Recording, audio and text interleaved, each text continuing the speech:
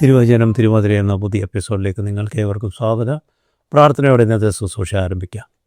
സ്തുതിക്കുന്ന കർത്താവേ, സ്തോത്രം ചെയ്യുന്ന കർത്താവേ, ഞങ്ങളുടെ തിരുവാത്സര്യമായ സ്വർഗ്ഗസ്നാഥ, ഞങ്ങളെ ഇത്രത്തോളം വഴി നടത്തുകയും കാത്തുപരിപാലിക്കുകയും ചെയ്ത എല്ലാം നന്മകൾക്കായ നന്ദിയുടെ സ്തോത്രം. ഞങ്ങളുടെ ജീവിതയാത്രയിൽ കർത്താവെ, പലപ്പോഴും കർത്താവെ ആംഗ്യമായിട്ട് അകന്ന ബന്ധത്തിൽ ഞങ്ങളായിപ്പോയിട്ടുണ്ട് കർത്താവ്. ഞങ്ങളുടെ പ്രവർത്തനങ്ങളും പ്രവർത്തികളും ചിന്തകളും നിരൂപണങ്ങളും ഒക്കെ അങ്ങേക്ക് വിരുദ്ധമായ പ്രവർത്തനങ്ങളായി തീർന്നിട്ടുണ്ടെന്ന് സമ്മതിക്കുന്നു. അവിടെയൊക്കെ ഞങ്ങളെ ഇത്രത്തോളം അങ്ങ് കരുതിയ കൃപകൾക്കായ നന്ദിയോട് സ്തോത്രം. ഈ സമയത്ത് അടിയങ്ങളെ തന്നെ നിൻ്റെ കരങ്ങളെ സമർപ്പിക്കുന്നു. ഇവിടെ വചനം ഞങ്ങളിൽ ആഴമായി സ്പർശിക്കുവാൻ അവിടുന്ന് ദയാക്കണമെന്ന് പ്രാർത്ഥിക്കുന്ന കർത്താവ്. അതിൻ്റെ മർമ്മങ്ങൾ കാണുവാൻ, അതിൻ്റെ മർമ്മങ്ങൾ വ്യക്തമായി കേൾക്കുവാൻ കർത്താവ്, ഞങ്ങളുടെ ഹൃദയത്തിൽ പതിക്കുവാൻ അവിടുന്ന് ദയാക്കണമെന്ന് പ്രാർത്ഥിക്കുന്ന കർത്താവെ. ജനം അങ്ങയുടേതാണ്, വചനം അങ്ങയുടേതാണ്, അടിയൻ അങ്ങയുടേതാണ് കർത്താവെ. അങ്ങയുടെ ശ്രേഷ്ഠ കൃപകളുടെ നിറവിൽ കർത്താവെ തൻ്റെ ജനത്തെ വചനത്തിൽ ബലപ്പെടുത്തുവാൻ, ശക്തീകരിക്കുവാൻ, വചനമായ ദൈവത്തിൻ്റെ ജീവിതത്തിൽ ഞങ്ങളുടെ ജീവിതത്തിൽ പ്രാവർത്തികമായി കർത്താവ് മനസ്സിലാക്കിക്കൊണ്ട് അതിനെ സ്വീകരിച്ച് സാക്ഷ്യമുള്ള ജീവിതം നയിക്കുവാൻ ഞങ്ങളെ ഇടയാക്കണമെന്ന് പ്രാർത്ഥിക്കുന്ന കർത്താവ്. ഓരോ ശുശ്രൂഷകളും കർത്താവെ, ഓരോ വചസ്സുകളും കർത്താവെ അങ്ങേയുമായിട്ട് അടുപ്പിക്കുവാനുള്ളത് മുഖാന്തരമാക്കി തീർക്കണമെന്ന് പ്രാർത്ഥിക്കുന്ന കർത്താവെ. ഞങ്ങളുടെ കൃപകളുടെ നിറവിൽ എന്നോട് കൂടെ ഇരുന്നാണ് എൻ്റെ ശബ്ദത്തോടും വാക്കോടും വചസ്സും കണ്ടത്തോടും കൂടെ ഇരുന്ന് പ്രതിസന്ധികളല്ലാതെ നല്ല ജനതയെ നയിക്കുവാനോടും സഹായിക്കണമെന്ന് യേശു നാമത്തിൽ താഴ്മയോട് അപേക്ഷിക്കുന്ന കൃപയോട് കേൾക്കണമേ.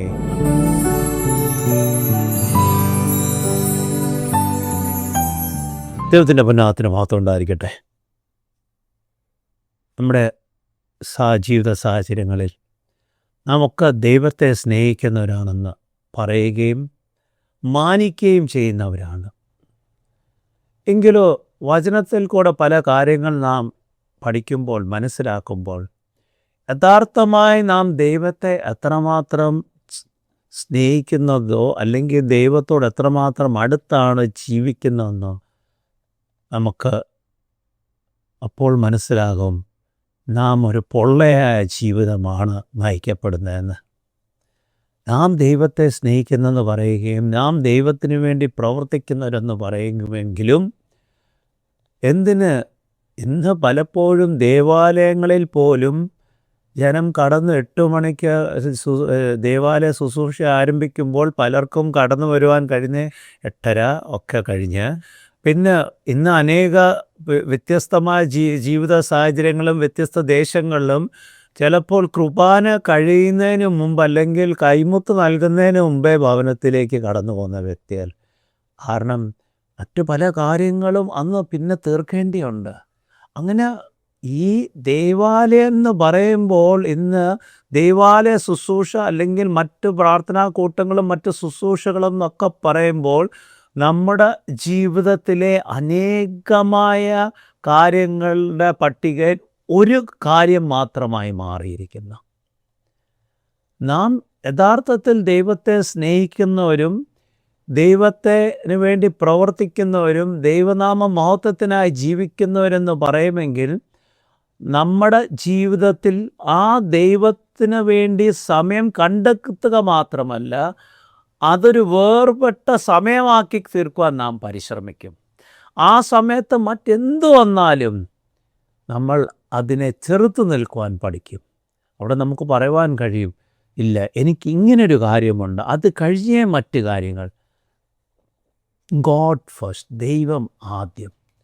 യഥാർത്ഥത്തിൽ അങ്ങനെ നാം ജീവിക്കുകയാണെങ്കിൽ, ചിന്തിക്കുകയാണെങ്കിൽ, പ്രവർത്തിക്കുകയാണെങ്കിൽ ഇന്ന് ക്രൈസ്തവ സമൂഹം പഴയതുപോലെ വളരുവാൻ ഇടയാകും.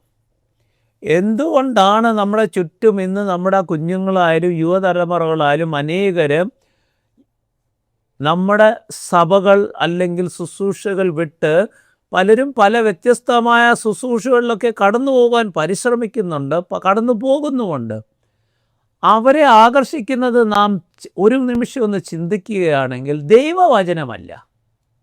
അവരെ ആകർഷിക്കുന്നത് അവിടെ കാണിക്കുന്ന പല കാര്യങ്ങളാണ്. ചിലപ്പോൾ അവിടുത്തെ ഗാന ശുശ്രൂഷയായിരിക്കും, പ്രൈസ് വർഷിപ്പ് എന്ന് പറഞ്ഞ് ഒരു വലിയ ആഡംബരമായ കാര്യങ്ങളും വലിയ ഓർക്കസ്ട്രേഷനും ഒക്കെ ചെയ്ത് യുവതലമുറകൾക്ക് ഹരം നൽകുന്ന രീതിയിലുള്ളൊരു പ്രവർത്തനമായിരിക്കും. അല്ലെങ്കിൽ അവിടുത്തെ ശുശ്രൂഷകളിൽ ദൈവവചനത്തിൽ ഒരിക്കലും നീ ഒരു തെറ്റുകാരനാണെന്ന് ഉള്ള ഒരു വചസ് പോലും പറയത്തില്ല. ദൈവം സ്നേഹമാണ്, ദൈവം അനുഗ്രഹമാണ്, നീ ഇത് ചെയ്താൽ നിനക്ക് ഈ അനുഗ്രഹങ്ങൾ ലഭ്യമാകും, അപ്രകാരമുള്ള ആകർഷണങ്ങൾ. ഇവിടെയൊക്കെ നാം മനസ്സിലാക്കേണ്ടത് ഇതൊന്നും യഥാർത്ഥത്തിൽ ദൈവമായിട്ട് നമ്മെ അടുപ്പിക്കുന്ന ഒരു പ്രവർത്തനമല്ല. ദൈവമായിട്ട് അടുപ്പിക്കണമെങ്കിൽ ദൈവ സ്വഭാവത്തിലേക്ക് നാം വളരണം. അവിടെ ഒരു മാറ്റത്തിൻ്റെ ആവശ്യമുണ്ട്, അവിടെ ഒരു തിരുത്തലിൻ്റെ ആവശ്യമുണ്ട്. ദൈവം എപ്പോഴും വചനത്തിൻ്റെ ഉടനീളം നാം ഉൽപ്പത്തി തൊട്ട് വെളിപാട് വരെ നാം പഠിക്കുമ്പോഴും ദൈവം എപ്പോഴും നമ്മുടെ കുറവുകളെ കാണിച്ച് നീ മടങ്ങി വരിക എന്നാണ് പറയുന്നത്. എവിടെയും പറയുന്നില്ല നീ നിൻ്റെ ജീവിതം പോലെ ജീവിച്ചോ, ഞാൻ നിന്നെ അനുഗ്രഹിക്കാമെന്ന്. ഇന്ന് അനേകർ കേൾക്കുവാൻ ആഗ്രഹിക്കുന്നത് അതാണ്, എ പ്രോസ്പെരിറ്റി ഗോസ്പൽ, സമ്പന്നതയുടെ സുവിശേഷം.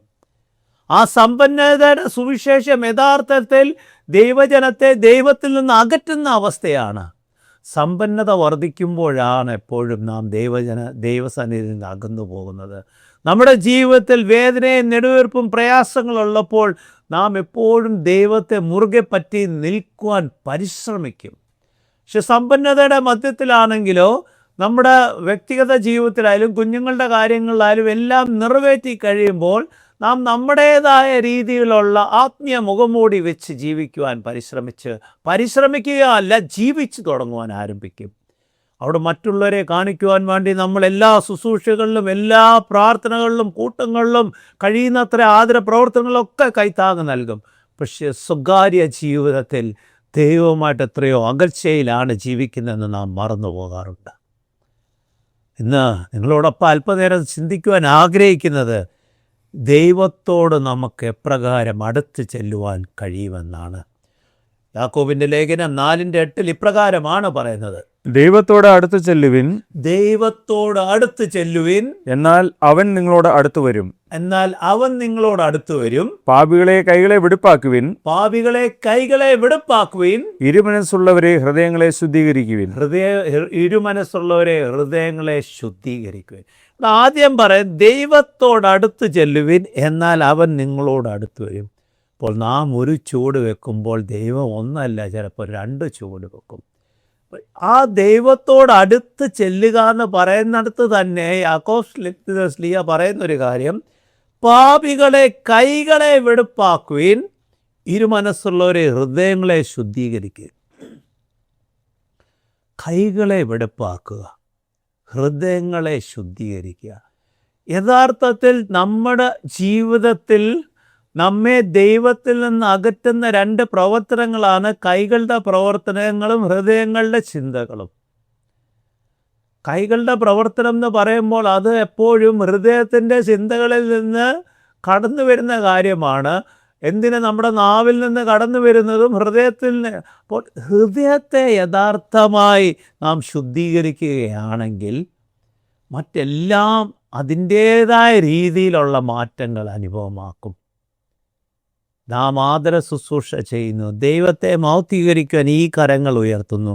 ഈ കരങ്ങളിൽ കൂടെ കർത്താവിൻ്റെ നാമം ദുഷിക്കപ്പെടുന്ന പ്രവർത്തികൾ ചെയ്യുന്നുണ്ടെങ്കിൽ എവിടെയാണ് നമ്മുടെ ജീവിതത്തിൽ നമുക്ക് ദൈവത്തോട് അടുക്കുവാൻ കഴിയുന്നത്? ഹൃദയങ്ങളെ ശുദ്ധീകരിട്ട് ഇരുമനസ്സെന്ന് പറയുമ്പോൾ ലോകപ്രകാരവും എനിക്ക് പല കാര്യങ്ങൾ ചെയ്യണം, എന്നാൽ ദൈവസന്നിധിയിൽ പ്രാഗൽഭ്യത്തോടെ നിൽക്കണം. ഇത് രണ്ടും കഴിയുകയില്ല. കർത്താവ് തന്നെ പറയുന്നുണ്ട്, 2 പേരെ ഒരുമിച്ച്, 2 യജമാനന്മാരെ ഒരുമിച്ച് നമുക്ക് സേവിക്കുവാൻ കഴിയുകയില്ലെന്ന്. ഇന്ന് പലപ്പോഴും നാം ആഗ്രഹിക്കുന്ന 5 യജമാനന്മാരെ സേവിക്കുവാനാണ്. നമ്മുടെ സാമൂഹിക ജീവിത ഭദ്രത നിലനിൽക്കുകയും ആത്മീയ ജീവിതത്തിൽ വളരുവാനുള്ള മുഖാന്തരവും നോക്കുന്ന അവസ്ഥ. ഇവ 2 ഒരുമിച്ച് നിൽക്കുകയില്ല സഹോദരി. നാം സാമൂഹ്യ തലത്തിൽ അതിൻ്റെ ഭദ്രതയ്ക്ക് വേണ്ടി പ്രവർത്തിക്കുമ്പോൾ പല കാര്യങ്ങളും ദൈവഹിതമല്ലാതായിത്തീരും, ദൈവം ആഗ്രഹിക്കുന്ന പാതയല്ലാതായിത്തീരും. അവിടെയാണ് നമുക്ക് വീഴ്ചകൾ ഉണ്ടാകുന്നത്. അതിൻ്റെ 4:7 വായിക്കുകയാണെങ്കിൽ, ആകയാൽ നിങ്ങൾ ദൈവത്തിന് കീഴടങ്ങുവിൻ, ആകയാൽ നിങ്ങൾ ദൈവത്തിന് കീഴടങ്ങുവീൻ, പിശാചിനോട് എതിർത്ത് നിൽക്കുവിൻ, പിശാചിനോട് എതിർത്ത് നിൽക്കുവീൻ, എന്നാൽ അവൻ നിങ്ങളെ വിട്ട് ഓടിപ്പോകുവിൻ. എന്നാൽ അവൻ നിങ്ങളെ വിട്ട് ഓടിപ്പോകും. ഓടിപ്പോകും. പിശാചിനോട് എതിർത്ത് നിൽക്കുമ്പോൾ അവൻ നമ്മെ വിട്ടോടിപ്പോകും. എപ്പോഴാണ് പിശാചിനോട് എതിർത്ത് നിൽക്കുവാൻ നമുക്ക് കഴിയുന്നത്? ദൈവസന്നിധിയിൽ നമ്മളെ തന്നെ പൂർണ്ണമായി അവിടെ പറയുന്നത്, ആകയാൽ നിങ്ങൾ ദൈവത്തിന് കീഴടങ്ങുക. കീഴടങ്ങുക എന്ന് പറയുമ്പോൾ അത് നാം ഒരു വ്യക്തിക്കോ ഒരു കാര്യത്തിനോ കീഴടങ്ങിയാൽ പിന്നെ നമ്മുടെ വ്യക്തിഗത ജീവിതത്തിൽ ഒരു സ്വാതന്ത്ര്യവുമില്ല. നാം ആരുടെ സന്നിധിയിൽ കീഴടങ്ങുന്നു ആ കാര്യത്തിനാണ് നമ്മളുടെ മേലുള്ളൊരു അധികാരം. നാം ദൈവത്തിന് കീഴടങ്ങിക്കഴിഞ്ഞാൽ നാം നമ്മുടെ ജീവിതത്തിൻ്റെ അധികാരം ദൈവത്തിന് നൽകുകയാണ്. നമ്മുടെ ജീവിതത്തിലെ എല്ലാ കാര്യങ്ങളിലും മേലും ദൈവത്തിനാണ് പിന്നെ അധികാരം. അപ്പോഴാണ് അവിടെ പറയുന്നത്, നിങ്ങൾ പിശാചിനോട് എതിർത്ത് നിൽക്കണമെങ്കിൽ ദൈവത്തിൻ്റെ സാന്നിധ്യം, കൃപ നമ്മുടെ ജീവിതത്തിൽ വേണം. എങ്കിൽ മാത്രമേ ആ പിശാചിനോട് എതിർത്ത് നിൽക്കുവാൻ നമുക്ക് കഴിയുകയുള്ളൂ. എങ്കിൽ മാത്രമേ ദൈവസന്നിധിയിൽ നമുക്ക് വളരുവാൻ കഴിയുകയുള്ളൂ. എങ്കിൽ മാത്രമേ ദൈവത്തോട് ആ 8-ാം വാക്യത്തിൽ പറയുന്നത് പോലെ ദൈവത്തോട് അടുക്കുവാൻ നമുക്ക് കഴിയത്തുള്ളൂ. നാം ദൈവസന്നിധിയിൽ നമ്മളെ തന്നെ ഒന്ന് സമർപ്പിക്കുകയാണെങ്കിൽ. എബ്രായലേഖനം 11:6 ഇപ്രകാരമാണ് പറയുന്നത്, എന്നാൽ വിശ്വാസം കൂടാതെ ദൈവത്തെ പ്രസാദിപ്പിക്കുവാൻ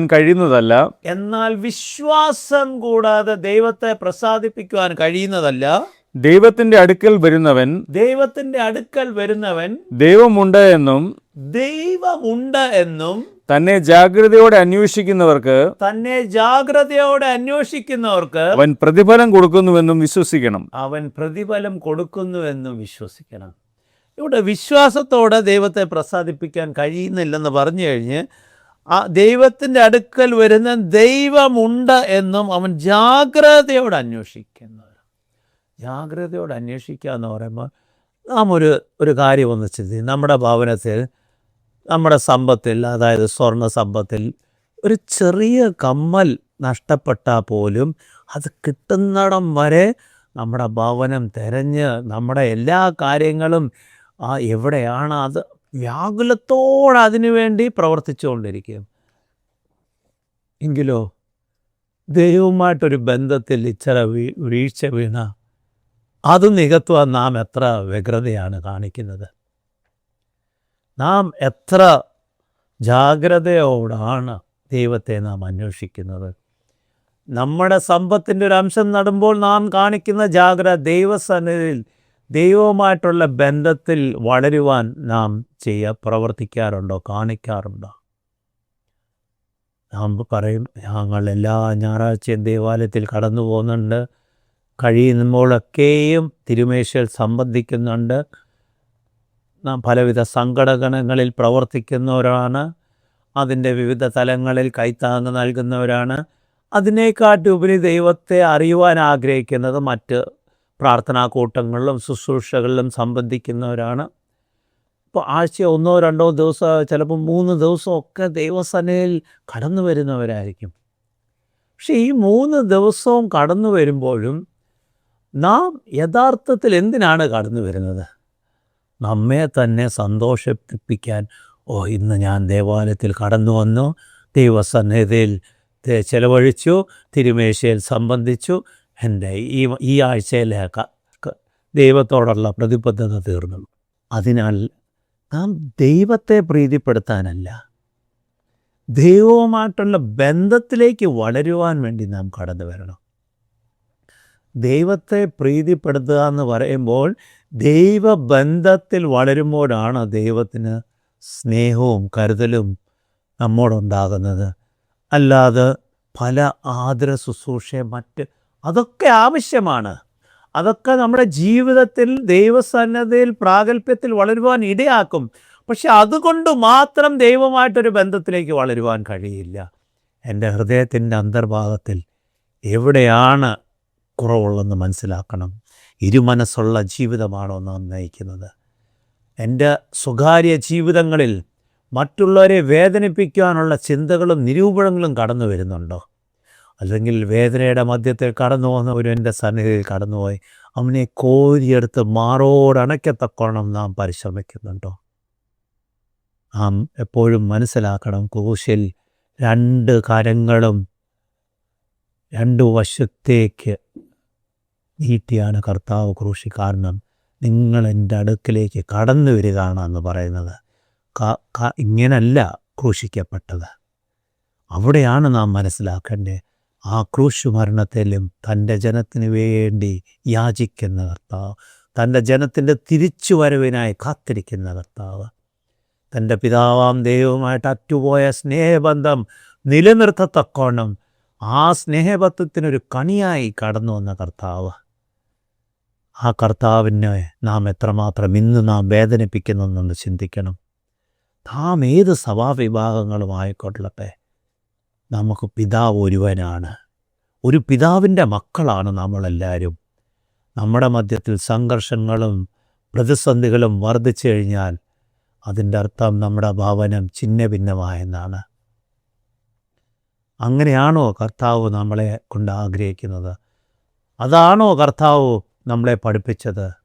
കർത്താവ് പറയുന്നത്, നിങ്ങളെൻ്റെ ശിഷ്യരായി അറിയപ്പെടണമെങ്കിൽ തമ്മിൽ നിങ്ങൾക്ക് സ്നേഹമുണ്ടാകണമെന്നാണ്. സംഘർഷങ്ങളല്ല, സ്നേഹം എല്ലാത്തിനെയും കൂട്ടിയോജിപ്പിക്കുന്ന ഒരു കാര്യമാണ്.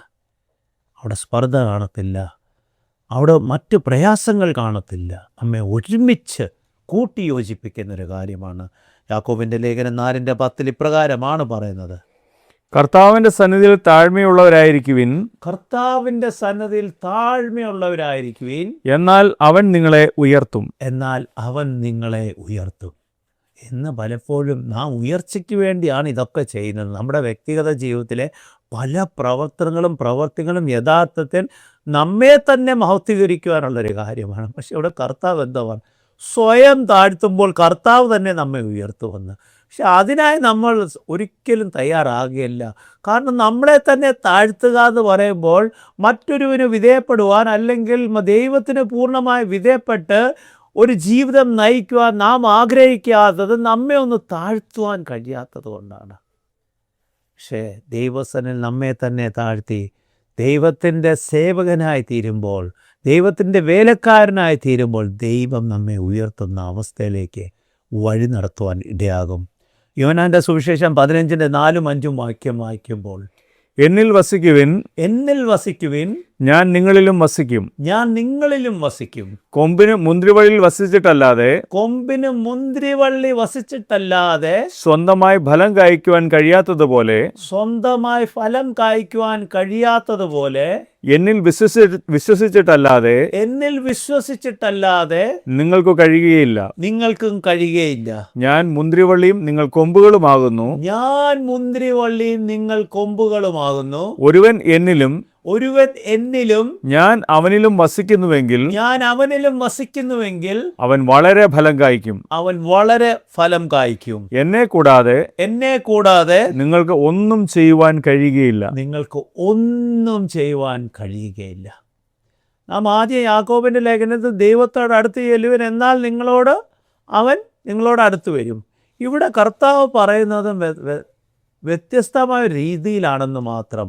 എന്നിൽ വസിക്കുവിൻ, ഞാൻ നിങ്ങളിലും വസിക്കും.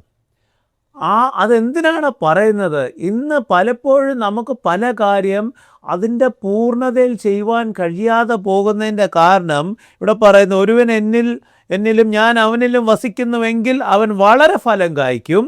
എന്നെ കൂടാതെ നിങ്ങൾക്കൊന്നും ചെയ്യുവാൻ കഴിയുകയില്ല. ഒരു കാര്യം എന്നല്ല പറയുന്നു, ഒന്നും ചെയ്യുവാൻ കഴിയുകയില്ലെന്നാണ് പറയുന്നത്. നമ്മുടെ ജീവിതത്തിൽ നാം യഥാർത്ഥത്തിൽ ഇന്ന് പല കാര്യങ്ങൾ അതിൻ്റെ പൂർത്തീകരണത്തിലേക്ക് പ്രവർത്തിക്കുവാൻ കഴിയുന്നില്ലെങ്കിൽ, അനേകരെ കർത്താവിലേക്ക് ആകർഷിക്കുവാൻ കഴിയാതെ പോകുന്നുണ്ടെങ്കിൽ, നമ്മുടെ ജീവിതത്തിൻ്റെ പിന്നോട്ട് നോക്കുമ്പോൾ നമ്മളുടെ സാക്ഷ്യം പോലെ നമ്മൾ കാരണം അനേകരെ കർത്താവിലേക്ക് ആകർഷിച്ചിട്ടുണ്ട്, പ്രവർത്തിച്ചിട്ടുണ്ട്, അനേകരെ കൂട്ടിക്കൊണ്ടുവന്നിട്ടുണ്ട്. അനേകരുടെ ജീവിതത്തിൽ കർത്താവിൻ്റെ സ്നേഹവും സാന്ത്വനവും കരുണയും നാം പകർന്നു കൊടുത്തിട്ടുണ്ട്. ഇന്ന് അപ്രകാരം ചെയ്യുവാൻ കഴിയുന്നില്ലെങ്കിൽ നമ്മിൽ ആ കർത്താവ് വസിക്കുന്നുണ്ടോ എന്നൊന്ന് നോക്കണം. ഇവിടെ വ്യക്തമായി പറയാം, എന്നിൽ വസിക്കുകയും ഞാൻ നിങ്ങളിലും വസിക്കും. ഒരു ക്ലോസ് റിലേഷൻ, യഥാർത്ഥത്തിൽ ഒരുമിച്ചുള്ളൊരു ബന്ധമാണത്. We are one. അതുകൊണ്ടാണ് we are one in Christ. നാം കർത്താവിൽ ഒന്നാണ്.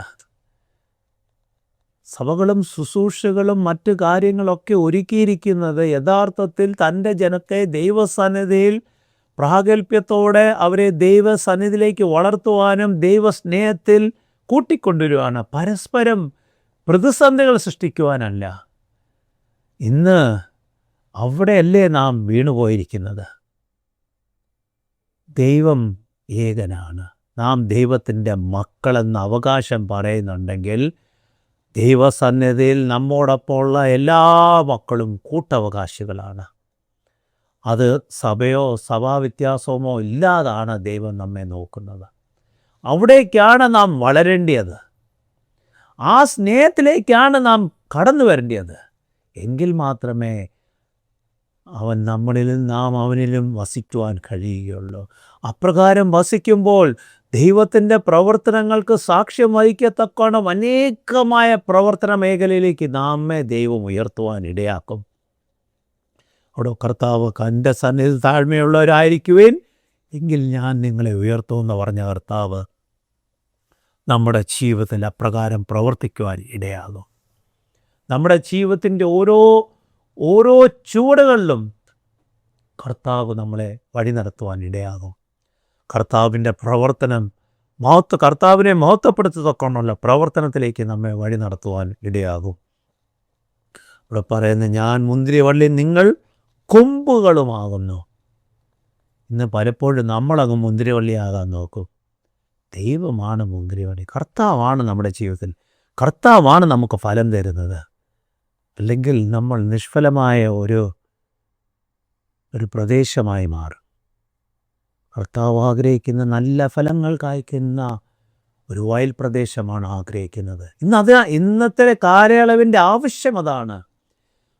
ഇന്ന് നാം ചുറ്റും നോക്കുമ്പോൾ അനേകരെ വഴിതെറ്റിക്കുന്ന സുവിശേഷങ്ങളും വാക്കുകളും വചസ്സുകളും സാമൂഹ്യ മാധ്യമങ്ങളിൽ പരക്കം നാം കാണുമ്പോൾ, ഇന്ന് സാമൂഹ്യ മാധ്യമങ്ങളിൽ പല കാര്യങ്ങൾ നാം കേൾക്കുമ്പോൾ വചനമായിട്ടോ ദൈവമായിട്ടോ ഒരു ബന്ധമില്ലാത്ത കാര്യങ്ങളാണ്. പക്ഷെ അവയൊക്കെയാണ് അനേകരെ ആകർഷിക്കപ്പെടുന്നത്.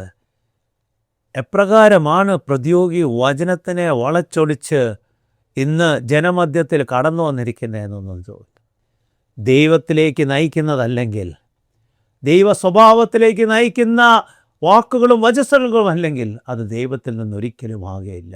ദൈവവചനം എപ്പോഴും ദൈവത്തിലേക്കാണ് നയിക്കുന്നത്, വ്യക്തികളിലേക്കോ മറ്റ് സ്ഥാപനത്തിലേക്കല്ല. എപ്പോഴും ദൈവവചനം ദൈവത്തിലേക്കാണ് നയിക്കുന്നത്. ദൈവസനയിൽ നമ്മളെ ദൈവകൃപയിൽ ഉയർത്തത്തക്കോണമാണ് ഇടയാക്കുന്നത്. ഏറ്റവും അവസാനം സങ്കീർത്തനം 145 18-19 വായിക്കുമ്പോൾ, യഹോവ തന്നെ വിളിച്ചപേക്ഷിക്കുന്ന ഏവർക്കും സത്യമായി തന്നെ വിളിച്ചപേക്ഷിക്കുന്ന ഏവർക്കും സമീപസ്ഥനാകുന്നു. തന്റെ ഭക്തന്മാരുടെ ആഗ്രഹം അവൻ സാധിപ്പിക്കും. അവരുടെ നിലവിളി കേട്ട് അവരെ രക്ഷിക്കും.